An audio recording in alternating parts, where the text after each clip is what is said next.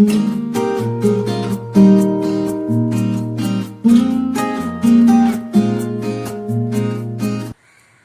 algebra, we can use two types of symbols. One is called constant and another is variable. Constant, variable. What is constant and what is variable? Constant means it has a fixed value. Let me take the example, say 2, 5, 1 by 2, 6 by 10, 8, negative 3, etc. All these are constant values. We cannot replace any other number by 2, right? Yes. So, constants are the numbers. Then, what are variables? That we have explained it, right? Variables means it can take different values. It can take different values. The values are variable. And hence the name variables. Say, in the previous examples, we have seen some variables. We have taken as some variables. Say x, p, t, s, q, y, etc. All these are variables. Variables is not having any fixed value. We can give any other value, depends on the situation. Okay, to the variable. In the previous problem, we have seen 4x, 5p, 10t like this, right? Another way, say 2x plus 1, etc. Can you tell me 4x, 5p, 10t, 2x plus 1, all these are constants or variables? Here, I told you 4 is a constant and x is a variable. So, when it combines together, it forms a variable because based on the change of the variables, say if x is 1, value for x is 4. If x is taken as 2, value for x is 2. So, all these types, which means that a combination of constants and variables together, we can say that it is a variable. Remember the point? A combination of the variable and constants together, we can consider as a variable. Now, let's discuss about some uses of variables. We have seen these variables earlier. You may think where it is, right? We have seen it in geometry. Yeah, we have seen it. We have learned it also. And we have done some problems related to it also. We can discuss here. Okay, let's start from geometry. You have to give me some answers, okay?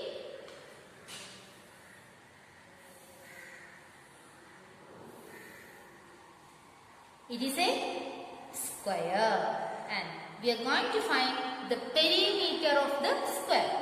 Let me name it first. A, B, C, D. A, B, C, D is a square and I am going to find the perimeter of the square ABC. Perimeter of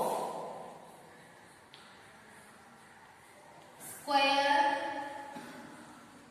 ABC. What is the property of square? All the sides are equal, right? That you know. Then I am going to represent the side as, say, using a variable s. So, AB, the length of AB is s. BC, the length of BC is also s. The length of CD is also s. The length of AD is also s. Right? Then, what is perimeter? Perimeter means, yeah, we have to add all the sides together, right? Yeah, then we will get perimeter. Look, Here it is S. We indicated the length as S, right? And we have learned that perimeter of the square is 4 into side. Did you remember? Yeah, 4 into side. 4 into side, I can write it as 4S. Why I wrote S? Because here I represent the side as S. So instead of the side, it is S. So perimeter of the square is 4S. 4S means it's a variable, right? Yeah, that we have seen. So we represented the equation, the formula of the perimeter of the square with the help of algebra. The same thing we can write it for rectangles. I am going to draw the rectangle, okay? Yeah. Here is one rectangle. I am going to name it as P, Q, R, S. And what about the rectangle? Yeah, length is there, width is there, right? The length I am going to denote it as L. The two lengths opposite sides are equal. The two lengths are same. What about the width?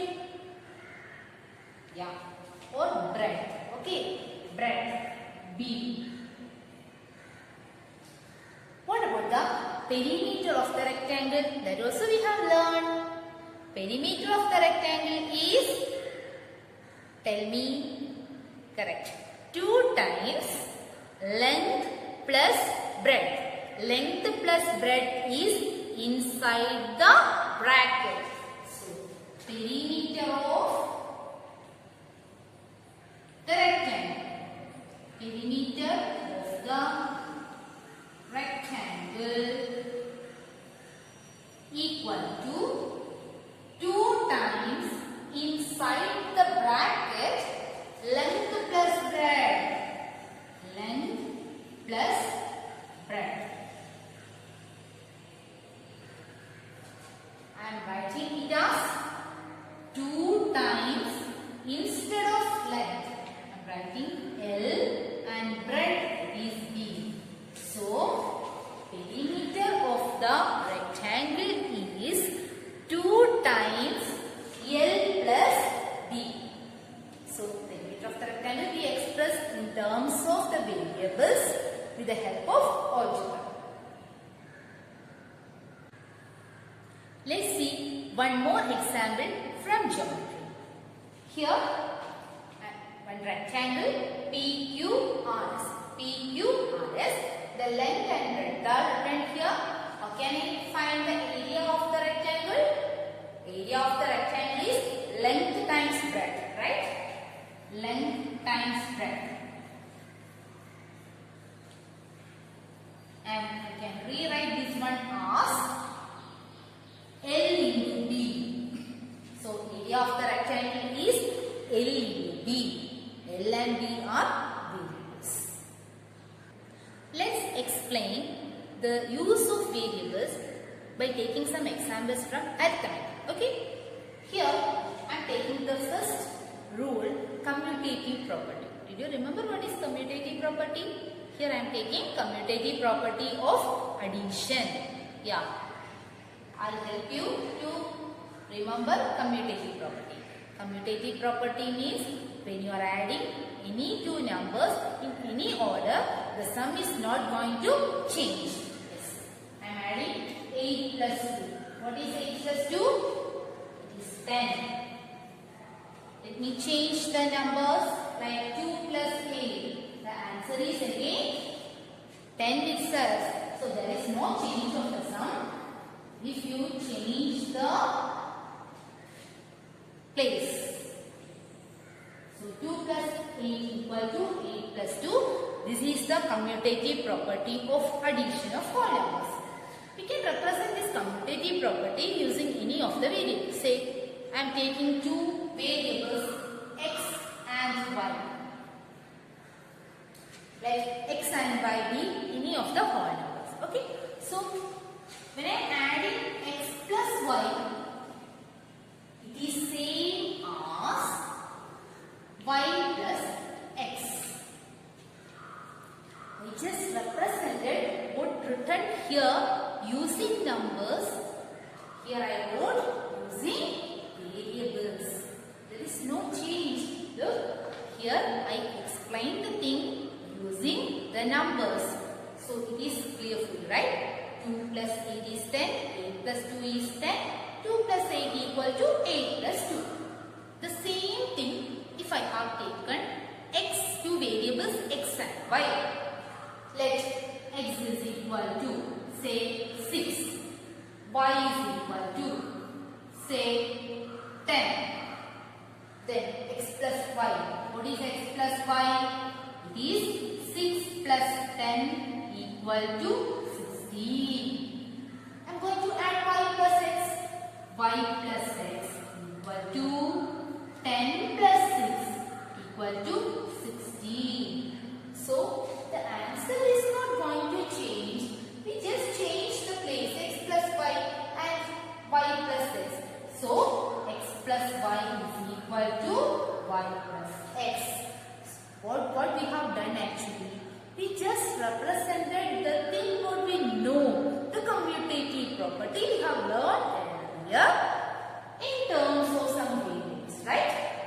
Yes, x plus y equal to y plus x. In this way, commutative property we can write. The next property we are going to discuss is associative property.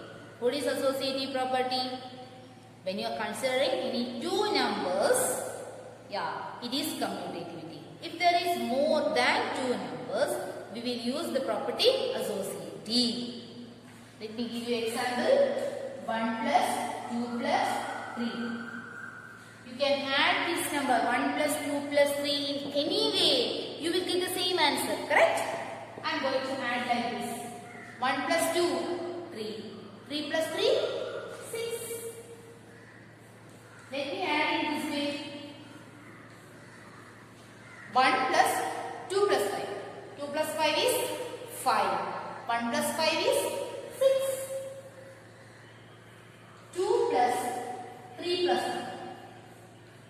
3 plus 1, 4. 2 plus 4, 6. So, if we change the grouping, the sum is not affected. For any whole numbers, if the grouping is changed, it is not at all affecting by the sum. Okay? So, let me explain the same thing using some variable. Instead of this 1, 2 and 3, I am going to take small letter A, B and C. Look, instead of numbers, I just consider 3 variables. What are the variables I have chosen? A, B and C. I can write the associative property as A plus B inside the bracket plus C. It is equal to A plus B plus C. So, associative property using variables I can represent like this. Where comes the difference? Just change the grouping. Here the grouping is between A and B, and here the grouping is between B and C. There is no change of the sum. Only the groupings are changed. So we can represent the associative property using the variables like this.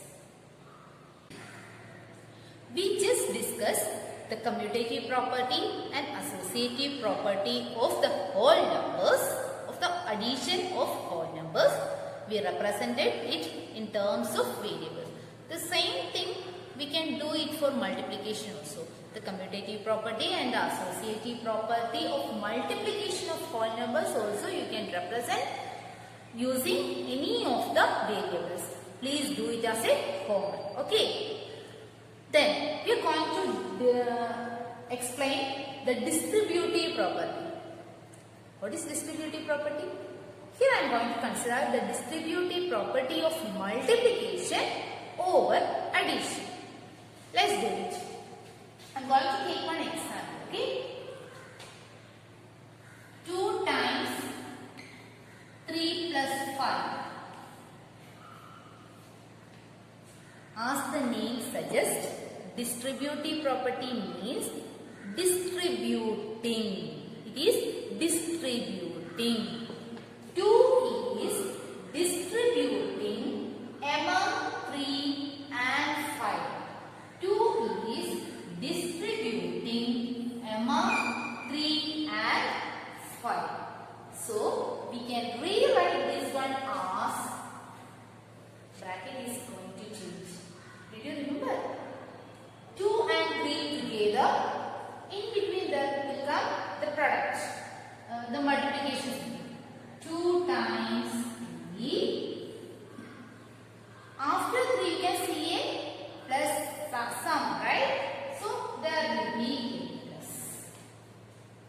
2 and 5 together, right? 2 into 5.